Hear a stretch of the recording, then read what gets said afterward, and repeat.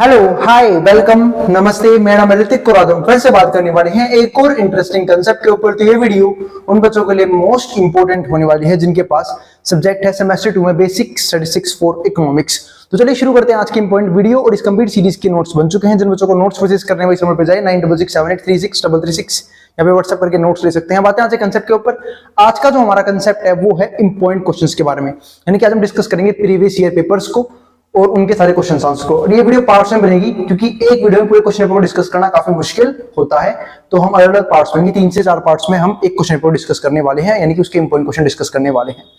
तो देखते हैं। पेपर काफी इजी आया हुआ था, कोई दिक्कत नहीं है। आप लोगों को भी पैनिक करने की कोई जरूरत नहीं, पेपर काफी आसान आएगा। और आप लोग सिलेबस ऑलमोस्ट सारा कवर हो चुका है। और जो लास्ट के चैप्टर बचे भी हैं 2, उसमें से कुछ खास नहीं आया हुआ है क्वेश्चन पेपर में, तो आपको उसके लिए भी डरने की जरूरत नहीं है। और वो भी मैं आज शाम से पहले इंपॉर्टेंट क्वेश्चंस करवा दूंगा उन लेसन्स के भी, और इंपॉर्टेंट टॉपिक्स भी करवा दूंगा उन लेसन्स के जो रह गए हैं।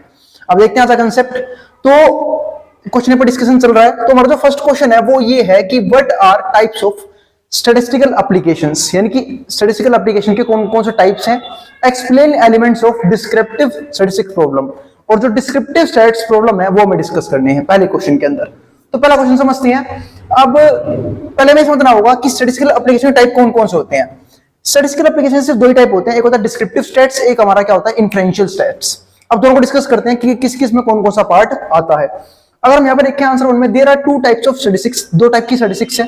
पहले हमारे पास क्या है डिस्क्रिप्टिव स्टैटिस्टिक्स, और दूसरे हमारे पास क्या है यहाँ पे इन्फ्रेंशियल स्टैटिस्टिक्स। एक एक करके डिस्कस करेंगे। और इनके जो आंसर है मैं आप लोगों को रिटन फॉर्म में हो सकता है तो कोशिश करूंगा पूरी कि वहां पे डलवा दूं टेलीग्राम चैनल पे। तो टेलीग्राम का लिंक आपको मेरी डिस्क्रिप्शन में मिल जाएगा, वहां पे जाकर टेलीग्राम चैनल में ज्वाइन कर लेना। हो सकता है इस वीडियो में ना मिले तो आप लोग डायरेक्टली हो जाना मेरे चैनल की डिस्क्रिप्शन में, वहां पे आपको मिल जाएगा टेलीग्राम का लिंक, वहां से ज्वाइन कर लेना। वहां पे मैं इसके आंसर अपलोड करवा दूंगा, आप आराम से जाके वहां से भी आंसर देख सकते हैं। अब यहाँ पे देखते हैं तो डिस्क्रिप्टिव स्टैटिस्टिक्स में क्या है, it is used to different techniques of summarising and displaying data. ये करता है, यूज करता है डिफरेंट टेक्निक्स ऑफ समराइजिंग और डिस्प्लेइंग डाटा, यानी कि इसका काम सिर्फ इतना है कि डाटा को समराइज करना। सबसे पहले इंपॉर्टेंट स्टेप क्या होता है स्टैट्स के अंदर, डाटा को कलेक्ट करना। कलेक्ट करने के बाद उसका इंपॉर्टेंट स्टेप हमारे पास क्या आता है, उसे ऑर्गेनाइज करना। फिर हमारे पास क्या आता है समराइज करना। तो ये काम इसका है, किसका, डिस्क्रिप्टिव स्टैट्स का, कि वो डाटा को समराइज करे और डिस्प्ले करे उस डाटा को, conveying through graph, tables and numerical और सिंपल चार्ट्स। किस किस के जरिए, ग्राफ्स को यूज कर सकता है, टेबल्स को यूज कर सकता है, न्यूमेरिकल और सिंपल चार्ट्स को भी यूज कर सकता है।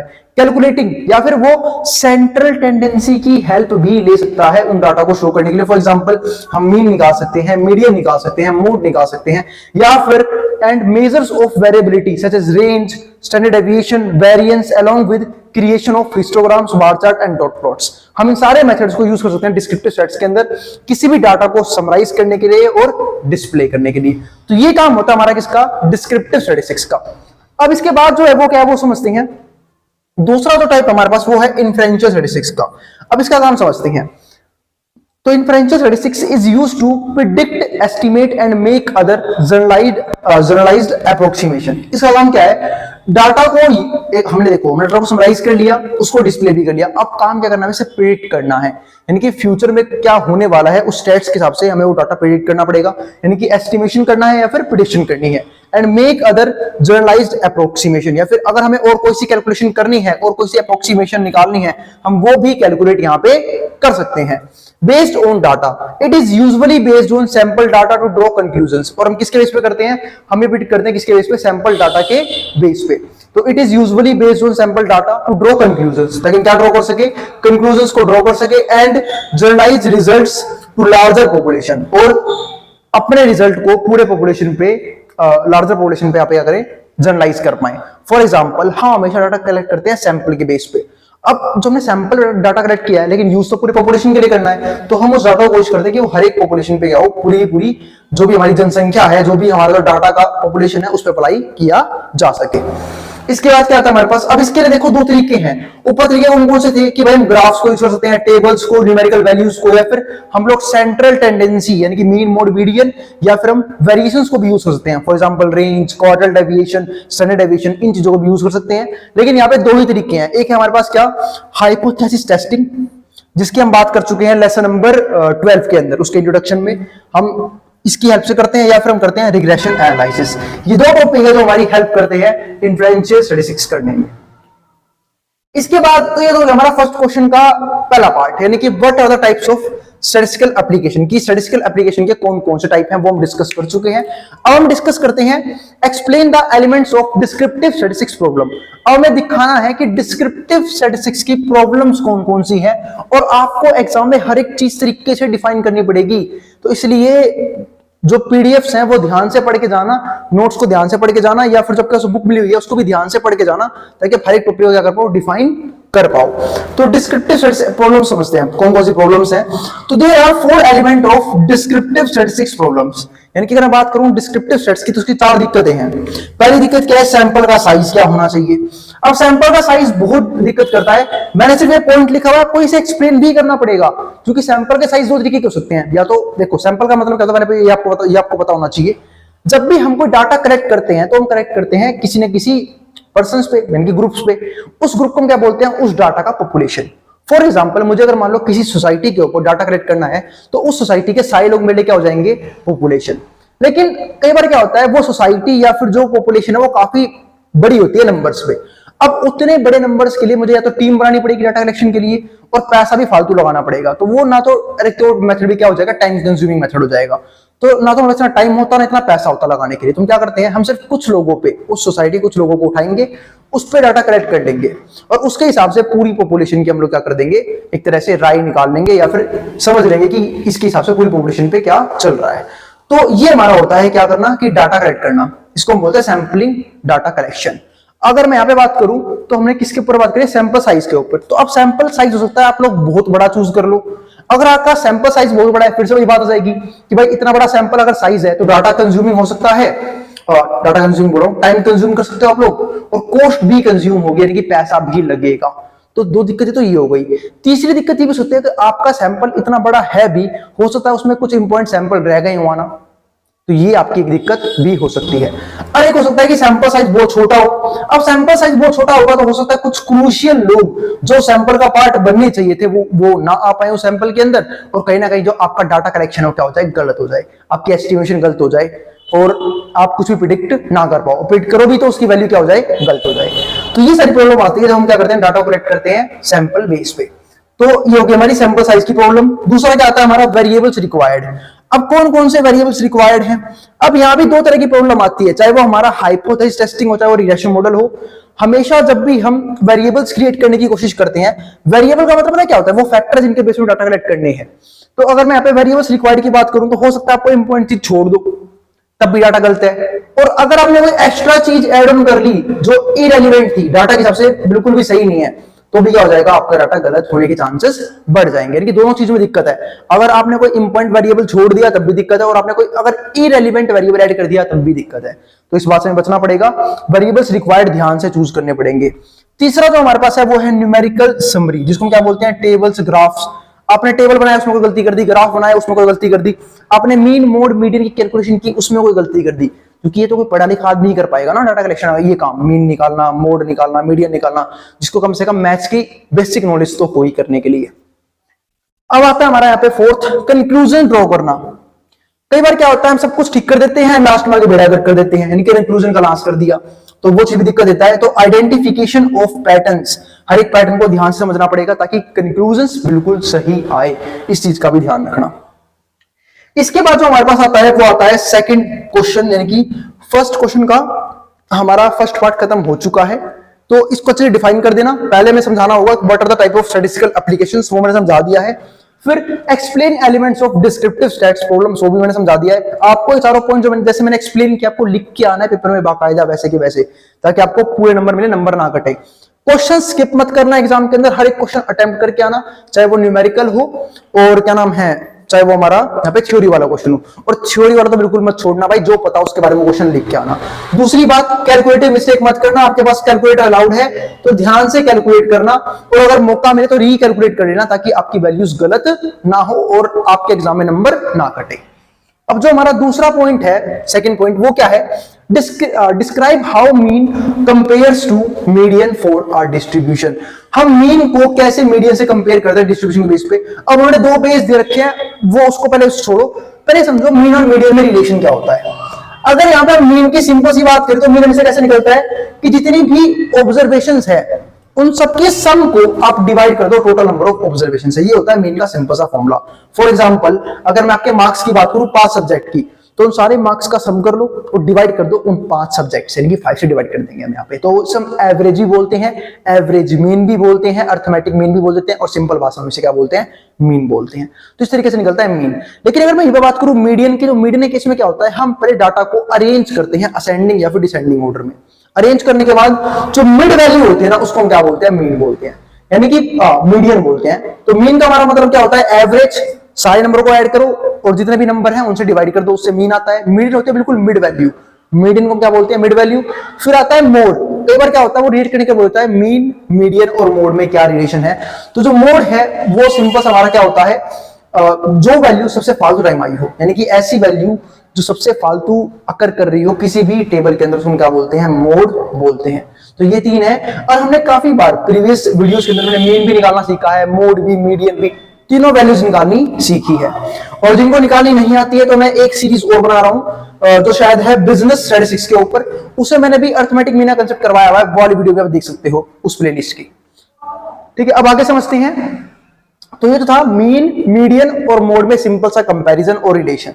लेकिन हमें बात करनी है यहाँ पे स्क्यूड टू द राइट, मतलब इसके बेस पे मीन और मीडियन को हम कैसे कंपेयर कर सकते हैं वो समझते हैं। तो सेकंड का हम ए पार्ट देखते हैं। When distribution data is skewed to left, मैंने दोनों चीज लिखी हुई है। अगर हम डिस्ट्रीब्यूशन डाटा को अगर हम स्क्यू टू लेफ्ट करते हैं, यानी कि आपने देखा होगा स्क्यूनेस मैंने समझाया था, उसमें लेफ्ट भी होता है राइट भी होता है। तो skew to left, mean is less than median. तो इस केस में जो मीन है वो मीडियन से कम होगा। तो आप लोग सीधी भाषा में बात कह सकते हो कि मीन जो छोटा होता है किससे, मीडियन से। और अगर राइट होगा तो इसका उल्टा कर दो, यानी कि राइट होगा तो when distribution skew to right, अगर डिस्ट्रीब्यूशन जैसे इसने बोला है कि अगर स्क्यू टू राइट है तो क्या होगा, distribution skew to right then mean is greater than median. तो हमारा जो मीन है वो मीडियन से बड़ा आएगा, ये चीज ध्यान रखना। बस ये बात समझानी थी यहाँ पे। अब जो अगला बेसिक है वो है सिमेट्रिक। अगर हमारा जो मीन और मीडियन को कंपेयर करना है, अगर हमारा डिस्ट्रीब्यूशन क्या है, सिमेट्रिक है, तो ये समझते हैं। सेकंड पॉइंट क्या है, for a perfectly symmetrical distribution, अगर हमारा जो डिस्ट्रीब्यूशन है वो सिमेट्रिकल डिस्ट्रीब्यूशन है। एक मिनट, सेकंड क्वेश्चन करवा रहा हूं।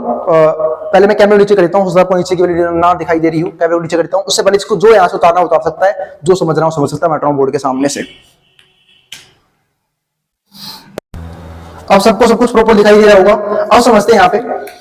तो for a perfectly symmetrical distribution, अगर मैं बात करूं यहाँ पे किसी भी परफेक्टली सिमेट्रिकल डिस्ट्रीब्यूशन की, mean is equal to median. तो इस केस में जो है मीन जो है वो मीडियन के बराबर होता है।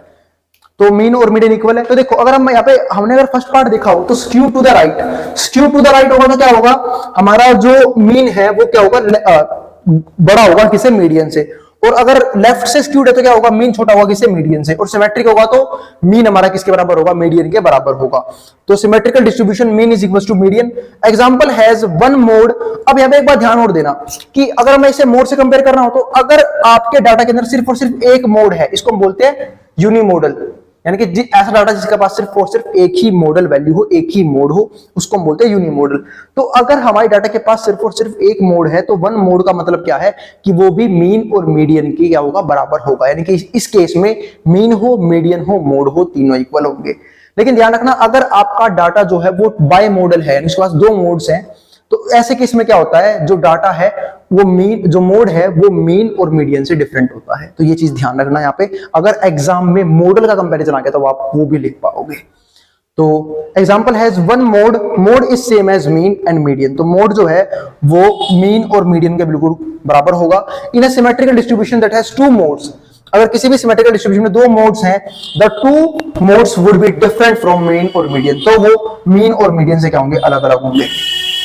अब आते हैं, प्लीज इस नॉइस को इग्नोर कर देना। क्वेश्चन नंबर सेकंड में क्या आता है हमारे पास वो समझते हैं। What is statistics and explain stratified random sample.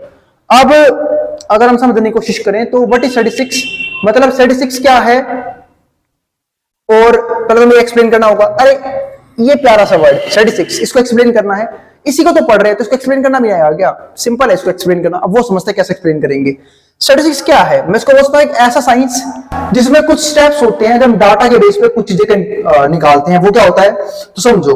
तो स्टैटिस्टिक्स क्या है, it is a branch of applied mathematics. ये ब्रांच अप्लाइड मैथमेटिक्स की, या फिर मैं कह सकता हूं कि ऐसा साइंस है that involves collecting of data, जब हम डाटा को कलेक्ट करते हैं, फिर हम उसे ऑर्गेनाइज करते हैं, फिर हम उसे प्रेजेंट करते हैं, फिर हम उसे एनालाइज करते हैं और फिर हम उसे इंटरप्रेट करते हैं। मतलब पहले क्या आता है, कलेक्शन डाटा यानी डाटा का कलेक्ट करना सबसे इंपॉर्टेंट स्टेप है जब हम डाटा कलेक्शन करने जाते हैं। फिर हम उसे ऑर्गेनाइज करते हैं क्लासेस के हिसाब से कि कौन सा डाटा कहां पे फिट बैठना चाहिए, फिर हम उसे प्रेजेंट करते हैं, फिर हम उसे एनालाइज करते हैं, डाटा को एनालाइज करने की कोशिश करते हैं और फिर हम उसे इंटरप्रेट करते हैं सामने वाले को जिसके हमने डाटा कलेक्ट किया था। और वो भी इंटरप्रेटिंग न्यूमेरिकल डाटा जिसमें मीन, मोड, मीडियन अलग अलग वैल्यूज को प्रोवाइड करते हैं या फिर हम बहुत सारे डेविएशंस को भी शो करते हैं।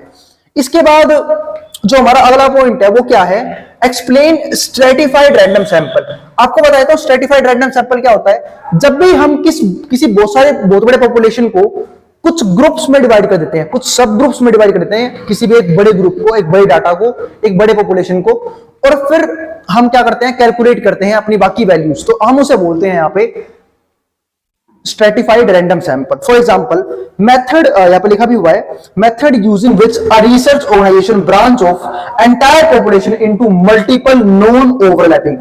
मल्टीपल नॉन ओवरलैपिंग का मतलब पता है यहाँ पे क्या है, कि कोई भी डाटा जो है, मतलब ऐसा ना हो कि एक ग्रुप में मतलब जो एक से फालतू बंदे हैं वो बहुत से ग्रुप्स में ऐड हो गए। हम लोग क्या करते हैं, पूरे पॉपुलेशन को कुछ ग्रुप्स में डिवाइड करते हैं, और ध्यान रखना कि कोई भी पॉपुलेशन है ना वो एक ग्रुप से फालतू में नहीं आएगा। एक ग्रुप में आ गया तो वो आ गया, बाकी ग्रुप्स में कोई और लोग आएंगे, उससे बचे हुए ग्रुप्स में कोई और आएगा। तो इस तरीके से हम पूरे पॉपुलेशन को कुछ सब ग्रुप्स में डिवाइड कर देते हैं। ओवरलैपिंग होमोजेनियस ग्रुप्स, होमोजेनियस जो दिखने में क्या बिल्कुल एक जैसे, होमो का मतलब क्या होता है same groups, randomly choose final members, और फिर उनमें से एक एक करके कुछ फाइनल मेंबर्स चूज करते हैं। एक एक करके मतलब होता है कई बार हम लोग हर ग्रुप में से एक से फालतू एलिमेंट ले, मतलब हम कुछ एलिमेंट लेके एक फाइनल ग्रुप बनाते हैं, तो इसको क्या बोलते हैं, randomly choose a final members from various strata. Strata का मतलब क्या होता है, सब ग्रुप्स। तो ध्यान रखना, वेरियस स्ट्राटा यानी डिफरेंट स्ट्राटा में से कुछ लोग लिए और फाइनल मेंबर्स का एक ग्रुप बना दिया। तो ये एक तरीका होता है, इसको हम क्या बोलते हैं, स्ट्रेटिफाइड रैंडम सैंपल, यानी कि रैंडम सैंपलिंग का, सैंपल करने का एक तरीका होता है स्ट्रेटिफाइड रैंडम सैंपल। तो यहां तक का कंसेप्ट कवर हो चुका है, क्वेश्चन कवर हो चुके हैं। फर्स्ट क्वेश्चन चल रहा है अभी सर, सॉरी सेकंड क्वेश्चन शुरू हो चुका था। सेकंड क्वेश्चन का जो हमारा सेकंड पार्ट है वो भी करेंगे इसी वीडियो में। उससे पहले इसको जो उतारना उतार ले, फिर मैं इसको मिटा के पूरा न्यूमेरिकल सोल्व करवाऊंगा। एक न्यूमेरिकल है जिसमें मेरे से डाटा है 9, 12, 14, 15, 13। इसमें हमें क्या निकालना है, वेरिएंस भी निकालना है, स्टैंडर्ड डेविएशन भी निकालना है और कोफिशिएंट ऑफ वेरिएंस भी निकालना है। अब जिसको जो उतारना उतार सकता है, मैं हटाऊं बोर्ड के सामने से, फिर हम करेंगे इस न्यूमेरिकल को। फिर हम देखते हैं सेकंड क्वेश्चन का second part, calculate variance, standard deviation and coefficient of variation for following data. मतलब इस डाटा के लिए हमें क्या निकालना होगा, पहले हमें वेरिएंस कैलकुलेट करना है, फिर हमें कैलकुलेट करना है स्टैंडर्ड डेविएशन और फिर कैलकुलेट करना है कोफिशिएंट ऑफ वेरिएशन। तो सबसे पहले मैं आपको समझा देता हूं कि जो स्टैंडर्ड डेविएशन है उसका फॉर्मूला क्या होता है, सॉरी वेरिएंस का फॉर्मूला क्या होता है। तो अगर मैं वेरिएंस के फॉर्मूले की बात करूं तो जो वेरिएंस है उसका फॉर्मूला होता है इस केस में x माइनस में x बार का होल स्क्वायर अपॉन में total number of observation, sigma x minus में x, सिग्मा x माइनस में x बार का होल स्क्वायर अपॉन में टोटल नंबर ऑफ ऑब्जर्वेशन। ये हमारा फॉर्मूला होता है वेरिएंस का। और जो वेरिएंस का फॉर्मूला ये है, तो ध्यान रखना जो स्टैंडर्ड डेविएशन होता है उसका फॉर्मूला काफी इजी होता है। स्टैंडर्ड डेविएशन, इसका फॉर्मूला होता है सिंपल सा under the root variance,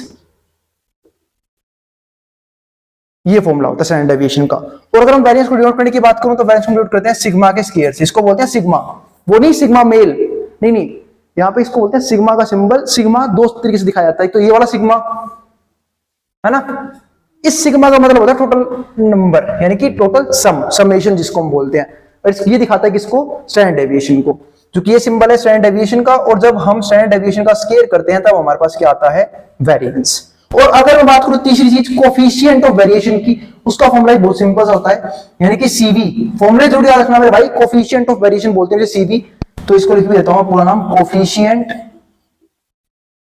of variance variation.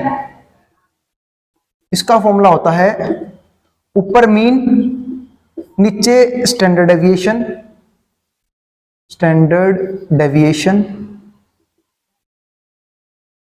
और मल्टीप्लाई में 100। ये हमारा क्या होता है, सिंपल सा फॉर्मूला। तो ये हमारे फॉर्मूले हो गए। अब हमें क्या करना है, कैलकुलेट करना है। यहाँ पे क्या कैलकुलेट करना है वो समझते हैं। तो कैलकुलेट करना है यहाँ पे variance, standard deviation and coefficient of variation तो अब इसमें निकालने की कोशिश करते हैं। फिर मैंने यहाँ पे देखा कि जो वेरिएंस का फॉर्मूला है वो होता है x माइनस में x बार का होल स्क्वायर अपॉन में n हो जाएगा हमारा यहाँ पे, है ना। तो उसके लिए मुझे करना क्या होगा, अगर मुझे x माइनस x बार चाहिए तो मुझे क्या चाहिए होगा, यहाँ पे पहले x बार निकालना पड़ेगा। तो x तो हम इसे ही मान लेंगे, इसको हम बोलते हैं xi। अब xi बोल लो चाहे x बोल लो, तो x हमारे पास क्या है 9, 12, 14, 15 और 13। मुझे निकालना पड़ेगा अब x का बार। और ऐसे केसेस में मीन निकालना बहुत इजी होता है। अगर मैं मीन की बात करूं तो मीन कैसे निकलेगा, क्योंकि x बार को हम बोलते हैं मीन। तो मीन हमारा होता है x बार और x बार निकलेगा, इन सबका सम कर लो। तो 9 प्लस में, क्योंकि इसका जो फॉर्मूला होता है वो होता है सिग्मा x अपॉन में n। सिग्मा x यानी कि x का समेशन। तो ये हमारी सारी ऑब्जर्वेशन है। तो 9 प्लस में 12 प्लस में 14 प्लस में 15 प्लस में 13 और डिवाइड बाय 5 ऑब्जर्वेशन है, 5 से डिवाइड कर देना यहाँ पे। तो फॉर्मूला हमारा बनेगा 5 और 3 8, 8 और 12, 12 और 2 14, 14 और 9 कितने होते हैं 14 और 9 होता है हमारा 23, है ना। 23 का 3 2 ईयर आपके पास कैलकुलेट होगा, कैलकुलेट करें। 2 + 1 3, 3 और 4 5 6, यहाँ पे है डिवाइड में 5 हमारा। अब इसे हम क्या कर देंगे, डिवाइड कर देंगे। तो ये वैल्यू आई है 63/5। तो इसको जब मैं डिवाइड करूंगा इससे तो ये हमारा होगा 60 आएगा हमारा, 12 पंजे 60।